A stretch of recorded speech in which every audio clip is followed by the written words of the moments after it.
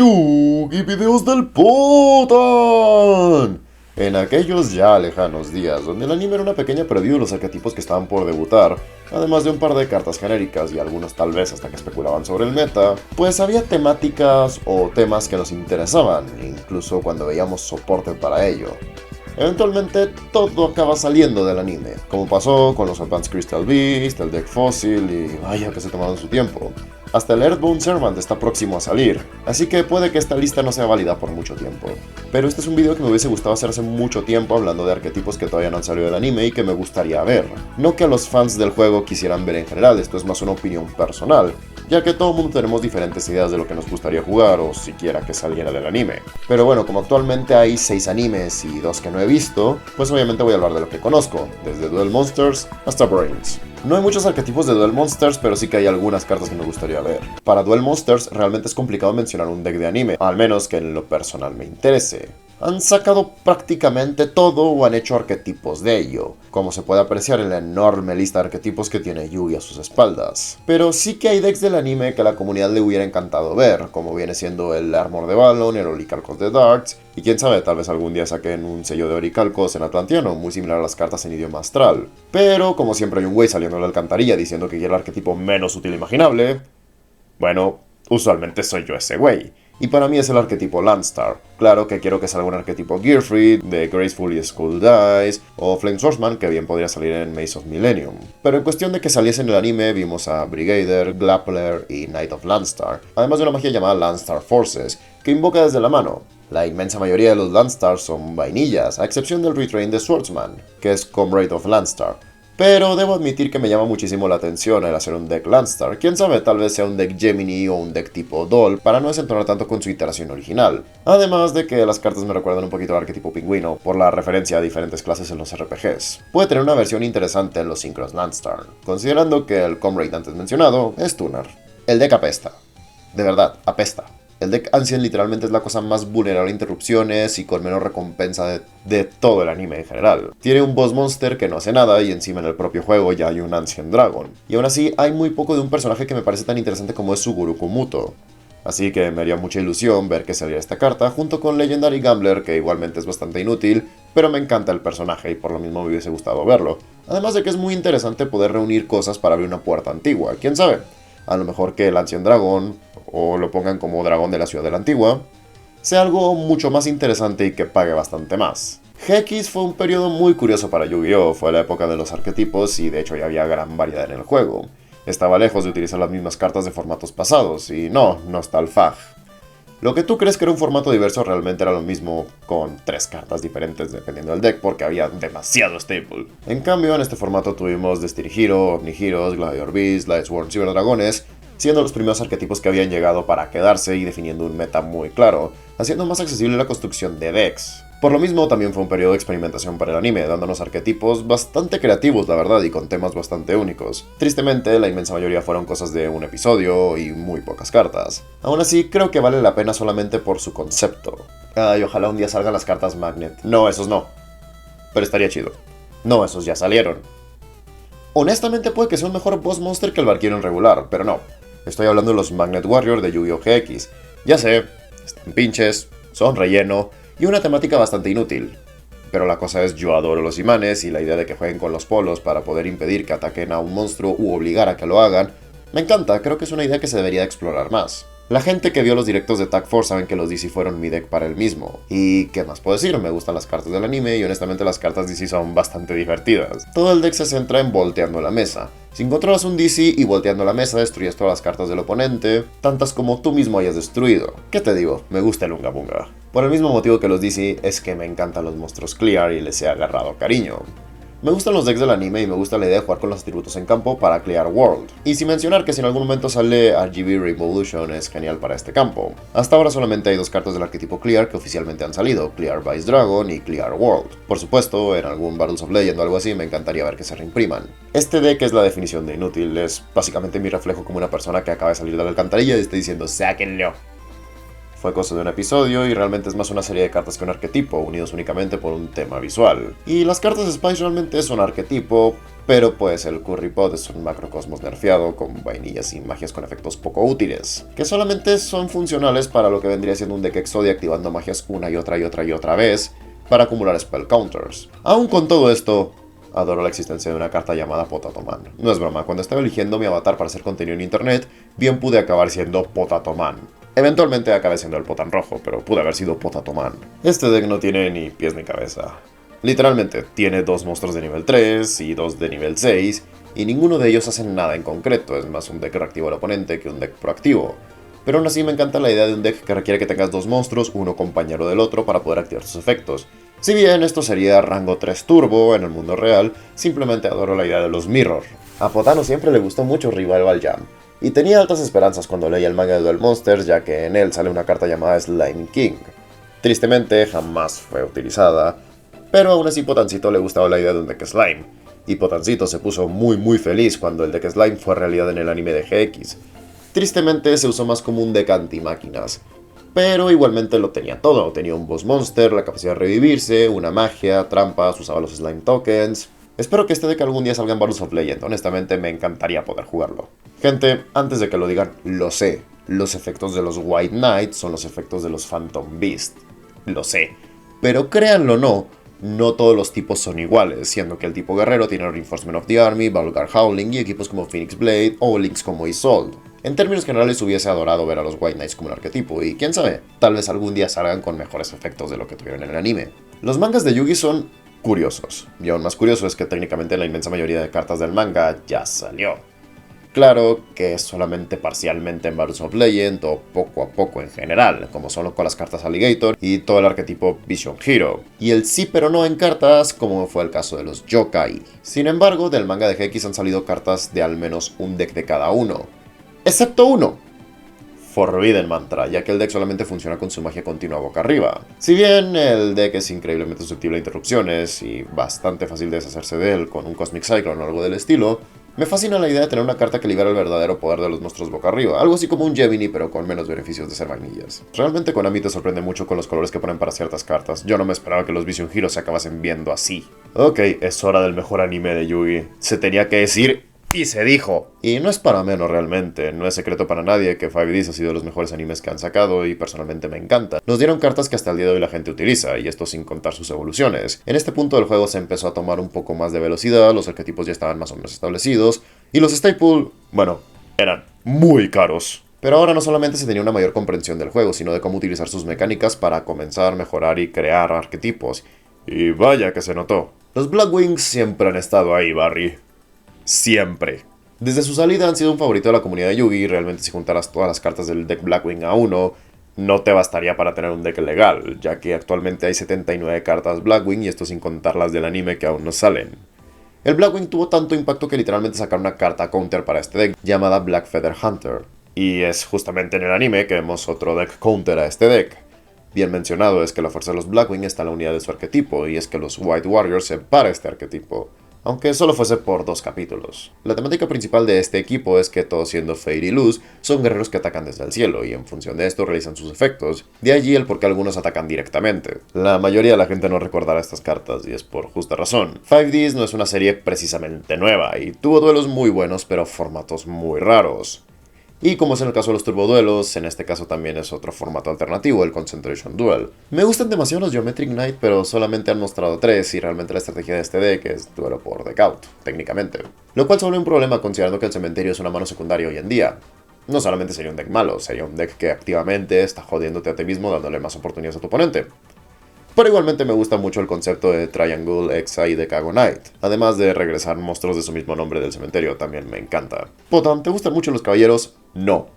Pero hacen falta más decks level, como es en el caso del Masked Knight. Aunque le falte soporte a los monstruos level, al menos puedes jugar con ellos en Duelings y en los Tag Force. El deck está interesante. Los deck burn son muy tóxicos en Yu-Gi-Oh! Literalmente en toda la historia de este juego no ha existido un deck burn que a la gente le guste jugar contra él, y usualmente el único que se divierte cuando juegas con burn es el que está jugando el deck burn en cuestión. Por lo general son unos ojetes en mi experiencia. Dicho esto, tengo una extraña fascinación con los Gonogre. Este es uno de esos momentos donde a Potan se le va la puta cabeza, ya que de base la temática está obsoleta porque links, y son literalmente 3 cartas. 4, contando la que no tiene nada que ver. Pero no puedo evitar creer que algún día saquen los Hidden Knight. todos los Hidden Knight, no nomás Hidden Knight Hook, y les den algo de soporte de paso. Sí, ya llegó el güey de los fetiches raros, pero de verdad, ¿hay alguien que no quiera que estos salgan? Bueno, la verdad es que con Fire King y Dino están absurdamente rotos porque son esencialmente copias de Kokaraya. ¡Pero son sopitas! Al menos a los 3 tipos que juegan Rush Duel tienen los niños del ramen, así que existe algo parecido, pero no idéntico. Ya sé, otra vez se me fue la puta cabeza, pero escúchenme, esto es lo más cerca a un arquetipo Time Wizard que vamos a tener probablemente. Y siempre quise un deck que juegue lanzando monedas, que no fuese el Arcana Force porque me quiere matar constantemente si no tengo el campo. Además, la referencia es bastante god. Sexal tuvo puntos muy altos y muy bajos. Si bien es un punto donde ya el arquetipo es estándar, a la serie se le fue la cabeza muy rápido con efectos muy específicos y cantidades muy absurdas de ataque. Mucho más que Duel Monsters definitivamente. E igualmente este tipo de situaciones dio origen a una serie de arquetipos también interesantes y muy específicos. Potano no odia los tomatos, pero ama el arquetipo. Simplemente me parece demasiado divertido y agradezco que la mayoría esté en Duel Links. Son raros los decks plantas que son tan simples y simplemente que se le sube el ataque a su Exis y ya, y con el soporte planta llega a ser bastante flexible. Es un deck muy simple pero que puede traer mucha profundidad y honestamente me parece bastante chido. No hay mucho que decir de este deck realmente porque no hay mucho de él. Tanto así que se juega con Crashbox y el Boss Monster no es gran cosa. Pero considero que los Debugger tienen un arte bastante interesante y necesitaríamos más de ellos en el juego. Claro, además de Dot Scraper, que no tiene nada que ver con ellos, pero tiene el mismo estilo de arte. Con ustedes, los Heraldos versión Spellcaster. Bueno, no son exactamente eso, pero es un deck que interactúa de manera muy similar, y no como el Psyframe, ya que este no te niega hasta la existencia. Además, creo que un arquetipo de magia tribal, además de las Amazonas, le caería bastante bien al juego y bueno, un deck Shaman se ve bastante interesante. Si hay algo que realmente me fascina del anime de Sexal, no son las cosas ridículas que hacen con los XYZ o que con XYZ Treasure se roban medio deck. Bueno, un poquito. Pero hay algo que me ha llamado mucho la atención desde el inicio, y es que la gente del mundo astral no tiene monstruos en su main deck, solo en el extra deck. Usan magias para hacer XYZ, y eso me parece una manera única de jugar. Digo, ya hay un deck que te obliga a jugar sin magias ni trampas, y hay un deck con el que puedes jugar con solo trampas, porque no puede haber un deck con el que juegues con magias para hacer XYZ. No sé, yo siento que los New Order tienen que salir desde hace mucho tiempo, son un favorito de la gente desde hace buen rato. Pasamos a la serie con mejores duelos de toda la saga, que irónicamente es el peor en cuestiones de trama.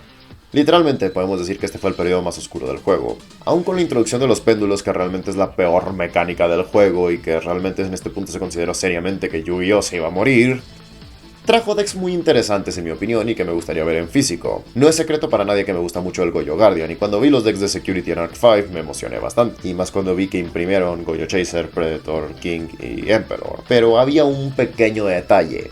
Uno chiquito, pero muy importante que me tenía que amargar la creación del arquetipo Goyo Vigilante Yute. Y el main deck, no, en serio, no entiendo por qué nunca salieron cartas de main deck para el deck Goyo, cuando tienes cartas en el anime como Yute Lord. Como que algo no me cuadra que no haya salido más cartas Yute. Ojalá algún día ocurra. La introducción de Sawatari en mi opinión fue bastante genial. El tipo de Leo Duel School que juega dardos. Yo dije, genial, un deck de dardos. Y efectivamente el arquetipo Dark Shooter apareció y Potano se emocionó porque cartón brillante. Tristemente esa emoción no duró mucho porque Sawatari se cambia más seguido de deck que yo de camisa. Camisa de que queda ahora disponible en el potano.com.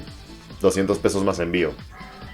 No existe el potano.com, pero de verdad les puedo conseguir la camisa. Este lo veo muy difícil que salga por el impacto que tuvo un deck Warrior. Ya es básicamente Yosenju, pero con un guerrero fuego encima, porque Infernobles y Goukis. Aún así me gusta muchísimo el tema del deck, que me recuerda muy fuerte a Logua, pero claro, son rojos, por lo tanto me tiene que gustar, ¿no? Técnicamente esto no es un arquetipo y los monstruos de main deck ya existen, pero no puedo dejar de pensar que esto es un soporte indirecto para el deck Guardian y que encima le da fusiones.